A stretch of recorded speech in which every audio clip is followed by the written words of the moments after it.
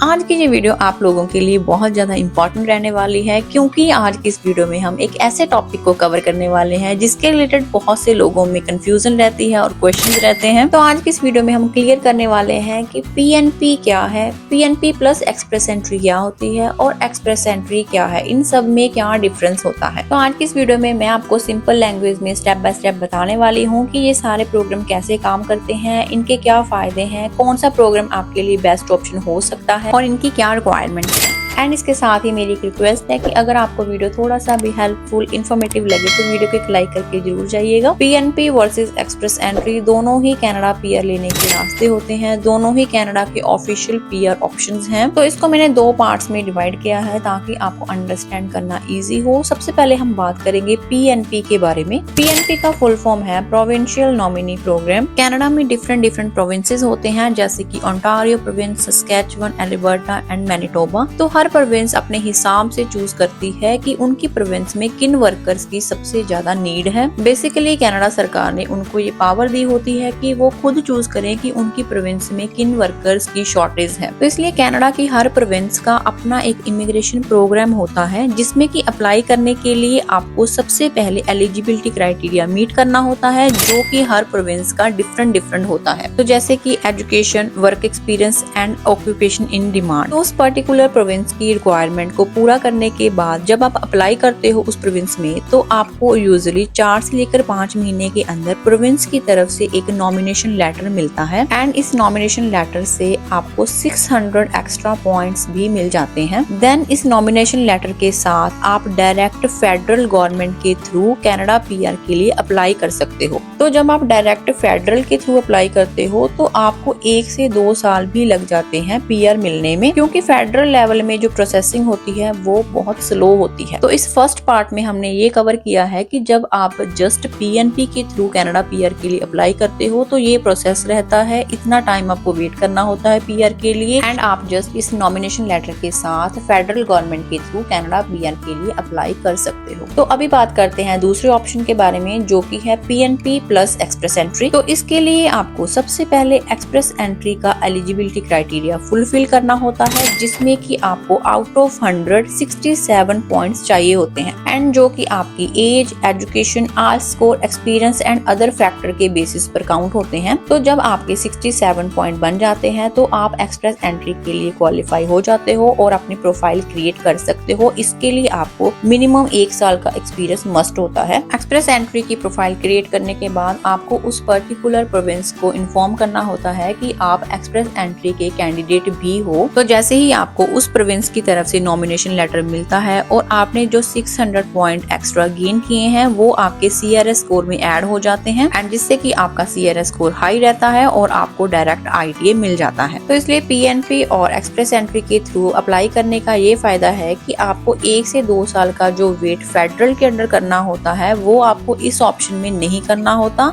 और 6 मंथ्स में ही जो एक्सप्रेस एंट्री का प्रोसेसिंग टाइम है उसी में ही आपको कनाडा की पीआर मिल जाती है। But on the other side अगर आप पीएनपी के थ्रू अप्लाई करते हो तो आपको एक्सप्रेस एंट्री का जो एलिजिबिलिटी क्राइटेरिया है वो मीट नहीं करना होता। आप जस्ट नॉमिनेशन लेटर के साथ ही पीआर के लिए डायरेक्ट फेडरल के थ्रू अप्लाई कर सकते हो, बट इसमें थोड़ा सा वेट आपको ज्यादा करना होता है पीआर के लिए। तो इसलिए पीएनपी उन लोगों के लिए एक बेस्ट ऑप्शन है जो एक्सप्रेस एंट्री के एलिजिबिलिटी क्राइटेरिया को मीट नहीं कर पा रहे हैं, जिनका आल स्कोर कम है, पॉइंट्स कम है। एंड अगर आप express entry plus PNP choose करते हो तो आपको वेट कम करना होता है, एक्सप्रेस एंट्री के एलिजिबिलिटी क्राइटेरिया को भी मीट करना होता है। एंड जो लास्ट ऑप्शन बचता है वो है ओनली एक्सप्रेस एंट्री, तो आप वो भी चूज कर सकते हो। इसमें आपको पीएनपी वगैरह कुछ नहीं करना होता, कोई नॉमिनेशन लेटर वगैरह आपको नहीं लेना होता, आपको जस्ट एक्सप्रेस एंट्री के एलिजिबिलिटी क्राइटेरिया को मीट करना होता है। आप एक्सप्रेस एंट्री प्रोफाइल क्रिएट कर लेते हो, पूल में एंटर कर जाते हो, जब ड्रॉ आता है तो आपको आईडी मिल जाता है अगर आपका हाई सीआरएस स्कोर होता है तो, क्योंकि एक्सप्रेस एंट्री में जो यूजुअली स्कोर रहता है वो हाई रहता है, 480 से अबव का रहता है। तो अगर आपका हाई सीआरएस स्कोर है तो एक्सप्रेस एंट्री भी आपके लिए एक बेस्ट ऑप्शन हो सकता है। तो इस वीडियो में मैंने ट्राई किया है कि मैं तीनों ऑप्शंस के फायदे क्या हैं मैं आपको बता सकूं, इनका क्या प्रोसेसिंग टाइम है, क्या एलिजिबिलिटी क्राइटेरिया है। तो अभी आप खुद चूज कर सकते हो कि आपके लिए कौन सा बेस्ट ऑप्शन हो सकता है। तो अगर आपको थोड़ा सा भी वीडियो इन्फॉर्मेटिव लगा है, हेल्पफुल रहा है आपके लिए, तो वीडियो को एक लाइक करना बिल्कुल भी मत भूलिएगा। चैनल पे नए हो चैनल को सब्सक्राइब कर लीजिएगा। आपका कोई भी क्वेश्चन रहता है आप कमेंट सेक्शन में पूछ सकते हो। See you in the next video. Thank you for watching.